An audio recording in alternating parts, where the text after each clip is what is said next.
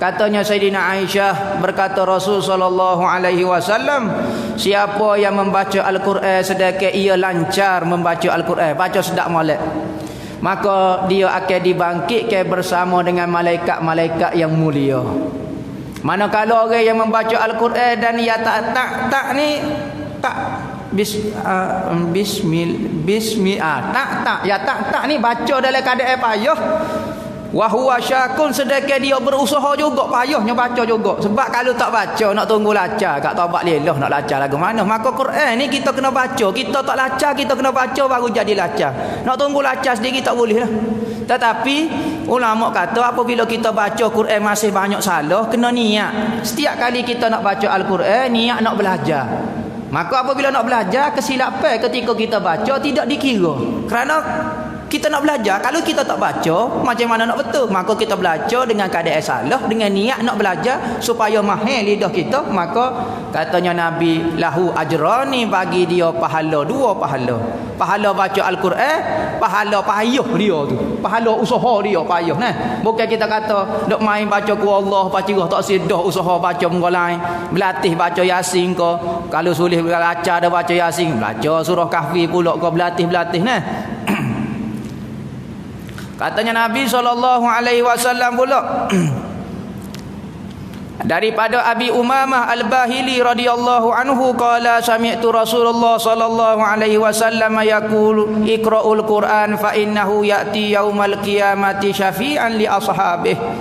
Daripada Abi Umamah Al-Bahili berkata Rasul sallallahu alaihi wasallam, bacalah kamu akan Al-Quran, sesungguhnya dia akan datang kepada kamu pada hari kiamat sebagai pembantu kepada orang yang baca Al-Quran. Nabi sebut ada seorang saing yang tidak menghampakan saing dia. Kita kalau saing dengan seseorang belum tentu dia boleh menolong kita pada hari kiamat. Tetapi Rasulullah kata kalau membaca saja Al-Quran, musaing dengan Al-Quran, maka Al-Quran itu akan mari cari kamu pada hari kiamat. Mari buat apa dia? Mari nak tolong kita. Maka pada hari kiamat, hari yang kita sangat perlu kepada pertolongan manusia, kalau berharap kepada amalan kita ni, maka antara orang yang mampu menolong pada hari kiamat adalah Al-Quran.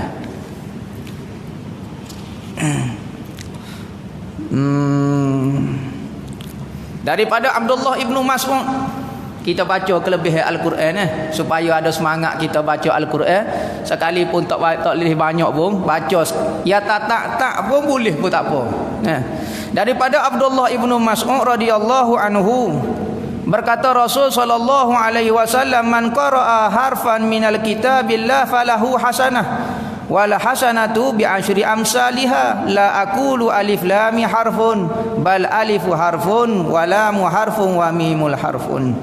Daripada Abdullah ibnu Mas'ud berkata Nabi SAW, sesiapa yang membaca satu huruf di dalam kitab Allah, yakni Al-Quran, maka baginya satu pahala kebajikan. Satu pahala kebajikan bersama dengan 10 ganda kebajikan. Satu huruf sama dengan 10 pahala kebajikan. Aku tidak berkata alif lam mim satu huruf, tak.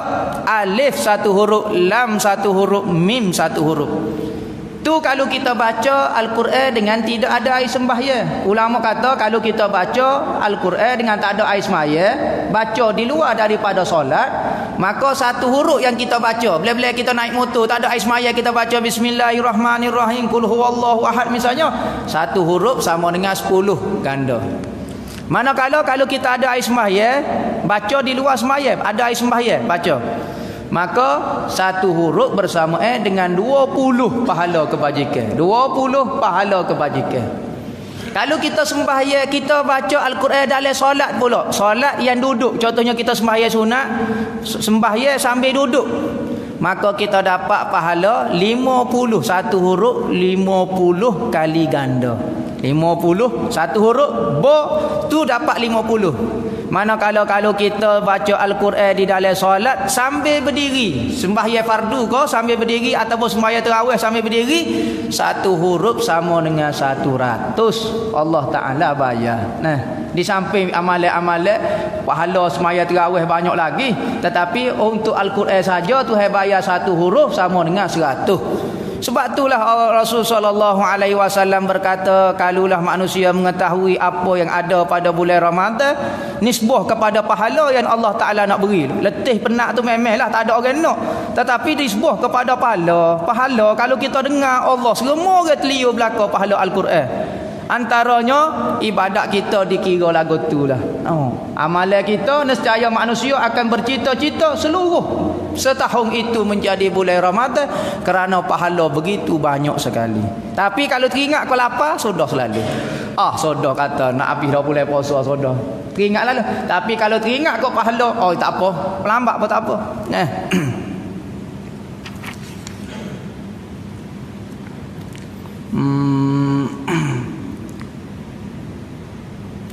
Satu hadis lagi kita baca ni. Satu hadis lagi penutup ni. An Muaz bin Anas radhiyallahu anhu anna Rasulullah sallallahu alaihi wasallam qala man qara'a al-Qur'an wa 'amila bima fihi ulbisa walidahu tajan yaumal qiyamah dawuhu ahsanu min dawi syamsi fi buyutid dunya law kanat fikum fama zannukum billazi umila bihaza. Daripada Sayyidina Muaz bin Anas, sesungguhnya Nabi SAW berkata, sesiapa yang membaca Al-Quran dan beramal dengan Al-Quran, siapa yang baca Al-Quran dan beramal dengan apa yang ada di dalam Al-Quran, maka akan dipakaikan kedua ibu bapa dia. Anak dia baca Al-Quran, anak dia beramal dengan Al-Quran, maka pok dia boleh balasan. Tua dia tak sekira lagi, pok dia. Kerana apa? Di atas budak tu mengaji Al-Quran, maka dipakaikan kedua ibu bapa dia satu mahkota pada hari kiamat. Kerana apa? Anak kita baca Al-Quran, hafiz Quran kau, beramal dengan Al-Quran, maka Allah Ta'ala wi kemuliaan pok dia tu sendiri. Sekalipun dia tak baca pok dia, cuma suruh anak saja, maka diberi satu mahkota pada hari kiamat. Bersinar dia tu, dau'uhu, cahaya dia, gemerlapan mahkota saat ni lebih terang daripada cahaya matahari lagi. Bersinar, tak tahu cahaya mana. Hari kiamat Allah Ta'ala mulia ke ibu bapa dia satu mahkota yang cahaya dia lebih lagi terang daripada cahaya matahari. Maka macam manalah kamu suka bagi orang yang beramal tu sendiri, pok dia tu setara tuduh boleh. Ada riwayat kata diberi pakaian, bukan kata mahkota, dipakaikan pakaian kehormatan dan diberi mahkota yang mana cahaya dia lebih cerah daripada cahaya matahari. Jadi kita dengar kelebihan-kelebihan yang Al-Quran yang Allah Ta'ala nak beri kepada kita, dan Al-Quran itu sudah sapa dah ke tangan kita. Bukan kata duduk dengan Nabi Muhammad lagi, duduk Mekah lagi tak sapa kita, duduk sapa dah. Dan kita boleh beli pula. Molek kata boleh-boleh puasa ni jadi amalan wirid kita. Puasanya, cara nak baca Al-Quran pada bulan puasa dua cara lah. Yang afdalnya sebagaimana Rasulullah dengan Jibril tadarrus dia panggil. Seorang baca, seorang dengar, hak ni pula baca, hak ni dengar. Hak ni cara afdal pada bulan puasa kita baca Al-Quran. Kerana Rasulullah pada bulan puasa baca dengan cara tadarrus dipanggil. Jibril baca, Rasulullah dengar. Rasulullah dengar, pada akhir Rasulullah nak meninggal, Jibril mari dua kali tadarrus. Maka nak baca lagu tu hak paling afdal sekali. Cari dua orang tak apa dah. Ataupun nak baca sendiri pun boleh. Nak baca sendiri, kita baca sendiri, baca sejuzuk. Ikut kita lah nak khatam. Dan antara benda afdal juga berkaitan dengan Al-Quran pada bulan puasa, sunat kita khatam Al-Quran di dalam solat. Sunat khatam Al-Quran di dalam solat. Dan afdalnya khatam, kalau kita nak buat khatam di luar gini, baca khatam afdal. Tetapi afdal lagi khatam dalam semaya. Lebih afdal lagi cara baca Al-Quran pada bulan puasa. Jadi hamba agak sekat tu sudahlah ni. Mudah-mudahan dengan kita dengar hadis-hadis kelebihan yang Nabi SAW janji kepada kita, yang Rasulullah tak pernah menipu kita, tak pernah buat khianat, kecek tak pernah ada kepentingan. Orang yang jujur sungguh, kita percaya lebih daripada mak ayah kita lagi dia kecek, maka menjadi keimanan seorang mukmin percaya kata-kata Nabi dia. Kita dengar dah janji Nabi SAW berkaitan Al-Quran.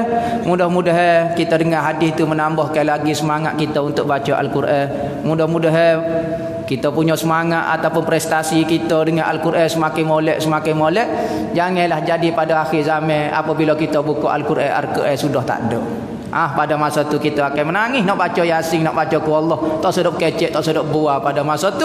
Nabi kata pada akhir zaman akan ada satu zaman la yabqa minal islami illa ismuh wa la yabqa minal qur'anu illa rasmuh. Maka tidak ada Al-Quran, tidak ada Islam kecuali nama saja, dan tidak kekal Al-Quran di dalam tulisan. Kekal hanya di dalam tulisan saja. Kita nak nampak Islam tak ada habis. Maka jangan siapa kata Al-Quran meninggalkan kita, jangan siapa perikat lagu tu baru kita nak menangis. Matu menyesal sangatlah. Maka ketika Allah Ta'ala wi peluang, rebutlah peluang. Mudah-mudahan puasa pada bulan ni bertambah kita dengan Al-Quran, bertambah kita dengan kebaikan, bertambah kita dengan kebajikan.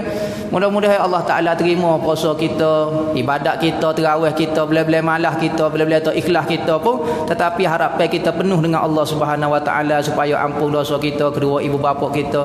Kerana orang masuk saja bulan puasa, Allah Ta'ala lihat dengan pandangan dia. Siapa dia yang kena pandangan Allah Subhanahu Wa Ta'ala, maka Allah Ta'ala tidak akan azab dia pada bila-bila pun.